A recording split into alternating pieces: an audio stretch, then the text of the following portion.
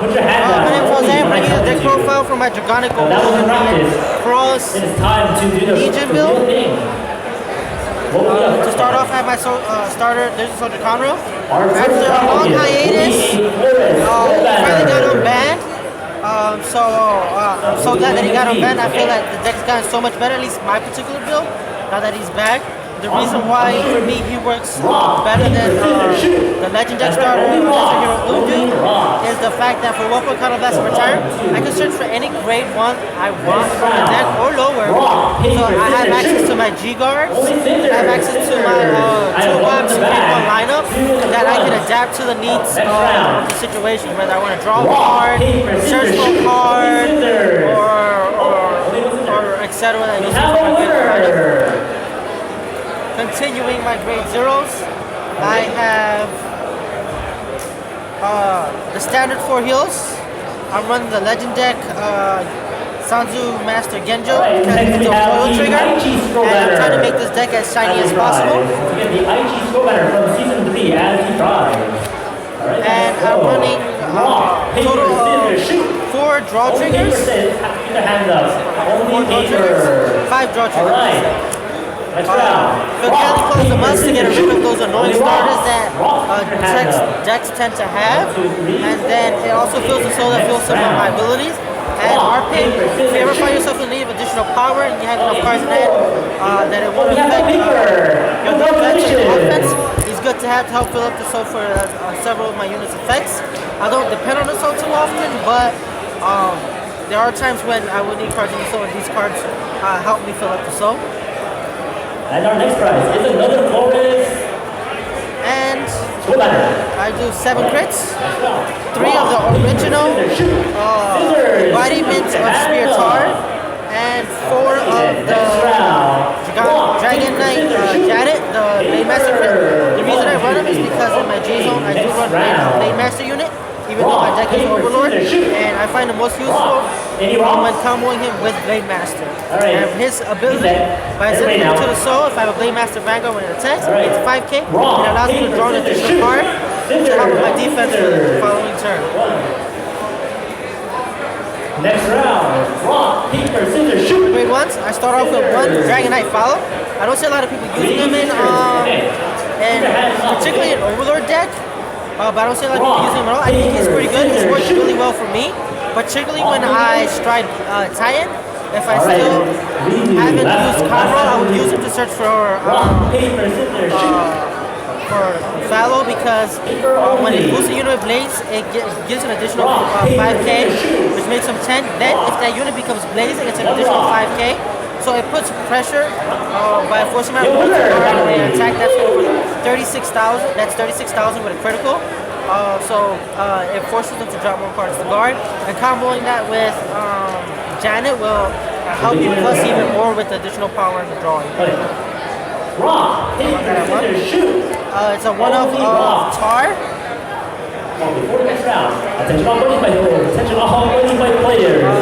Tar skill is that generates 1 counterblast. I can choose one of my units, give 4k and ability when it attacks, search the top 5 cards for a grade 3 and greater flame dragon. This is essential to getting more grade 3s in hand to fuel the skills of my main unit. You gotta go over the pulse. And you gotta go over the end. The extra 4k bonus also puts pressure on your opponents and forces them to guard more. This is Calamity Tower Wyvern. This is also one of the possible units I can call using Conroe. But it's based on Vanguard Circle, Soul Blast 2, draw 1 card. I run him at 1 off, because I also often find that running him at 2 or more, I don't have enough soul. At least not at the time when I have him, so I'll just search out Conroe and add him to hand if I need to get an extra card. And then I run 4 Protector Dragons. I run this Perfect Guard because I find myself counterblasting a lot for all my skills. So I need ways, especially on my opponent's turn, in order to countercharge, get back that damage I need to resolve skills for the following turn. So it's an absolute must for my deck. And this puts the emphasis on my Vanguard as opposed to my Rear Guard, since this can only be used for the Vanguard. And then we have 3 Stride Enablers. Pretty self-explanatory. When I don't want to discard a grade 3 or multiple cards to stride, I use him. Alright. Rock, paper, scissors, shoot. I have 4 laser general Conros. I use them to search out if I find that I don't have the correct grade 3 to ride, because I absolutely have to ride Dragonic Overlord the Cross. But if I find that I have an end in hand instead, I can use him to reveal the end, search for a grade 3 Overlord from the deck at 10 and then discard any card I want. So if I want, I can discard Overlord to set myself up for Defeat Flare, one of the units in my G zone, or I can discard any other card I want and keep those 2 grade units to feel their skills when I'm grade 3. His secondary skill, as an X skill, I retire him and it gives my Vanguard the ability when it attacks, countercharge 2, gets me back to damage I need to resolve my other rear guard effects. Absolute must at 4 from me. I have 3 Burnout Dragons. This is a unit that uses the soul. So depending on how the situation goes, I may or may not have cards in the soul, or I would have to put a card in the soul using those draw triggers I mentioned earlier. Draw triggers on his effect. Fill up the soul, then call him and use his effect. His effect is when he plays on rear guard circle. If I have a grade 3 Overlord, which means it combos really well with that general combo that you saw previously, by sending that over to the bottom of my deck and soul blasting 1, I can retire any grade 2. I can retire any of my opponent's rear guards, so there's no grade restriction with this one. And since it doesn't cost a counter blast, I can save those counter blasts to retire other of my opponent's rear guards and control their field that way. And last but not least, for my grade 2s, I have 4 Berserk Lords. I use him, combos well with counter rolls. I have a Vanguard, especially if the Vanguard attacks multiple times. Every time a Vanguard attacks, I generation break 1 for the grade 4 or greater. So it has to be one of my stride units. Counter blast 1 when it attacks. And this works even if he's resting. Counter blast 1 and retire one of my grade 2 or less rear guards. I can take the Or field control. I thought that was the last one. Forgive me. Last but not least, we have Emperor Dragonite. A Generation Break 1 becomes 11k, and he gains this skill when a grade 4 or greater Vanguard attacks, he gains 5k. So if I'm Overlord in my Vanguard circle, which always happens since I have nothing but Overlords in my grade 3 lineup, he will always be 11k on my turn when attacking. And if my Vanguard attacks first and it's a grade 4 or greater, he gains 5,000 power, so he becomes 16,000 by himself. Rock, paper, scissors, shoot. Rock, only rock. The star of the deck, we have 4 Dragonic Overlord Cross. His skill is Legion, send 4 cards from my drop zone to the deck, and then I can Legion, seek out his mate, Dragonic Overlord at the end, and to Vanguard circle with him. And he also has auto skill when he Legions. I can add a card that's in my Vanguard circle, either him or his mate, from the deck to hand. Helps deck thin, make sure I get those triggers in my twin drive. And then his secondary skill, when his attack does not hit, you counter blast 1, discard a copy of him from your hand to your drop zone, and I can distribute 2 of my opponent's rear guards. It does not have to be in the same column like some other Kagero units, which are restricted to certain columns. He can retire any 2 from anywhere in the board on my opponent's side of the field. Obviously not the Vanguard. So this is good pressure to oftentimes force my opponents to take the hits, or else they'll risk losing their rear guards. And then last but not least, my favorite card and personal favorite, Dragonic Overlord at the end at 4. His skill is continuous. If I do not have a Kagero Vanguard or rear guard, he loses 2,000 power. And then if I have a Dragonic Overlord, he gains an additional 2k power continuously on both players' turn. Those aren't as relevant to this particular deck since I don't have Dragonic Overlord. But the most important part is his last skill, which combos with Dragonic Overlord the cross well, is if the attack does hit, whether he's attacking the rear guard or the Vanguard for 2-point counter blast, and discarding a copy of him from your hand to the drop zone, you restand. What's good about him is he not only restands himself, but his mate Dragonic Overlord the Cross. So you give your opponent basically a lose-lose. Either you restand or destroy 2 units. So, round 1. Going on to my G-Zone, I have 2 Supreme Heavenly Emperor Dragon Vortex Desire. I use him as my first strike because I can flip up the next unit I'll be showing you in a second. And it's basically a free retire of up to 3 depending on who's in my Vanguard circle.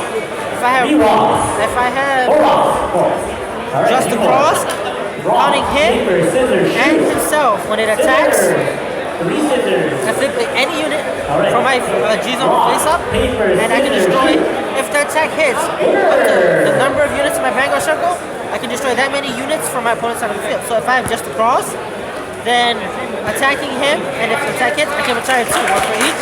But if I happen to be Legion, it counts as mate as well. So that would be a 3-point retire for free, which is why I run him. Because it doesn't use my counter blast, it allows me to use my counter blast all the skills later on in the game.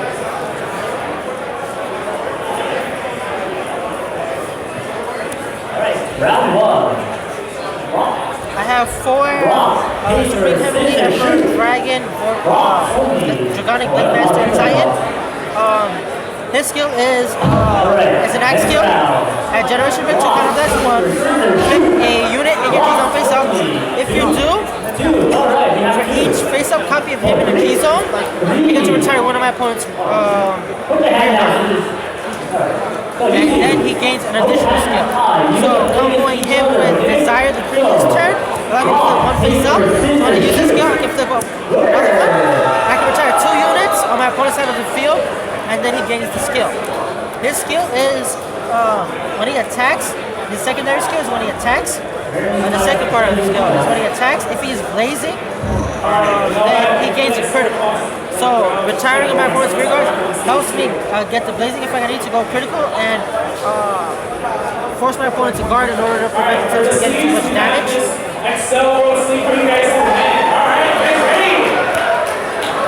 I have Supreme Heavenly Emperor Dragon Dragonic Overlord the Ace. Since I have Overlords, using his skill is not a problem.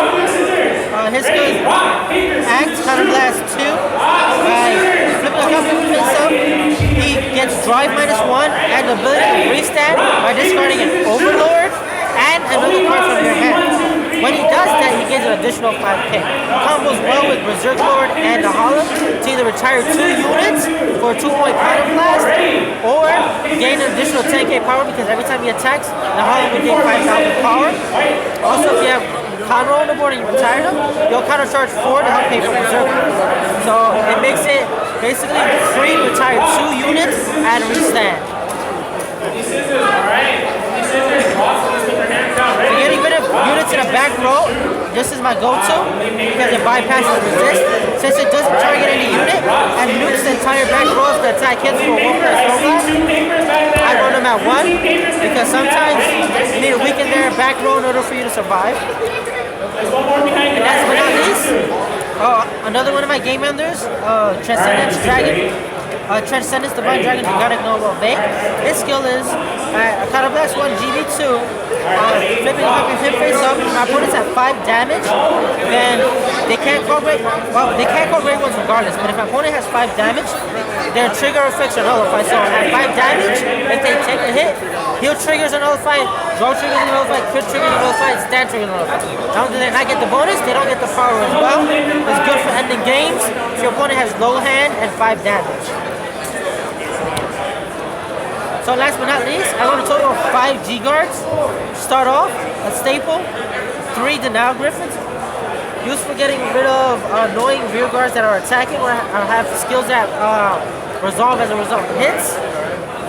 Or if they're hitting for insanely large numbers, you know, this one unit, by paying 1 point Counter Blast, which is placed in the Guardian Circle, it can destroy the unit and attack a unit on my opponent's side of the field. So it doesn't matter how large it is or how much damage it is, if it's a rear guard, it will destroy it before it has a chance to hit. So I wanted at 3. Next, I have one Assault Lord. Sometimes I don't need to destroy a unit, I just need to survive. Having an extra 5k shield. As a result of him being placed on a rear guard circle, my opponent having 4 less rear guards. 4 less rear guards means he gets an extra 5k shield, which provides extra defense. And then last but not least, my back row nuker, when my Vanguard's attacked by my opponent's Vanguard, if he's placed on Vanguard Shunker, I can send 2 of my grade 3 Overlords from my drop zone to the bottom of the deck. If I do, from 1 point counter blast, I can destroy my opponent's back row, reducing their attack, making it easier to guard, and also sending Overlords back in the deck so that I can draw them for my abilities. The reason I run 5 is I like to have options to be situational. Sometimes I'll just destroy all the rear guards, sometimes I need guard. So I run 5 because I find most times opponents they won't purposely, at least opponents I feel, most of the time they won't stay stuck on grade 2, so I don't have to worry about series. And I figure the extra guard is more important. And that's my deck profile for my Draconic Overlord DM.